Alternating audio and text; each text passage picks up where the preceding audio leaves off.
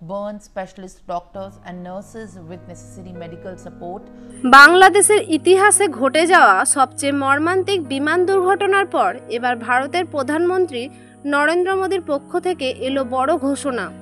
শুধু দুঃখ প্রকাশ নয়, ভারত সরাসরি সাহায্যের হাত বাড়িয়ে দিল।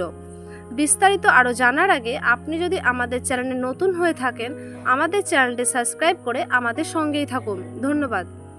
প্রধানমন্ত্রী মোদী নিজে একটি জরুরি বৈঠকের মাধ্যমে সিদ্ধান্ত দেন বাংলাদেশের আহত শিক্ষার্থীদের চিকিৎসার জন্য ভারত থেকে বিশেষ মেডিকেল টিম পাঠানো হবে। আর সেই সিদ্ধান্ত অনুযায়ী আজ সকালে দিল্লি বিমানবন্দর থেকে রওনা হয়েছে একটি এয়ার ইন্ডিয়ান বিশেষ ফ্লাইট, যেখানে আছেন অভিজ্ঞ ডাক্তার, নার্স এবং ওষুধের বিশাল চালান। ভিডিও ও ছবিতে দেখা যাচ্ছে ডাক্তার, নার্সরা ব্যস্ত হাতে ওষুধ বহন করছেন। তাদের চোখে মুখে স্পষ্ট দায়িত্ববোধ। এয়ার ইন্ডিয়ান বিশেষ বিমানে মোদির বার্তা স্পষ্টভাবে লেখা ছিল, বন্ধুত্বের সীমানা নেই।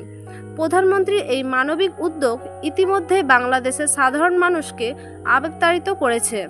অনেকে বলছেন, শুধু প্রতিবেশী নয়, ভারত সত্যিকারের বন্ধু। আর এমন সময়ে এমন সহানুভূতির প্রমাণ করে মানুষ পাশে থাকলে দুর্যোগও দুর্বল হয়ে যায়। আপনি আর কি মত?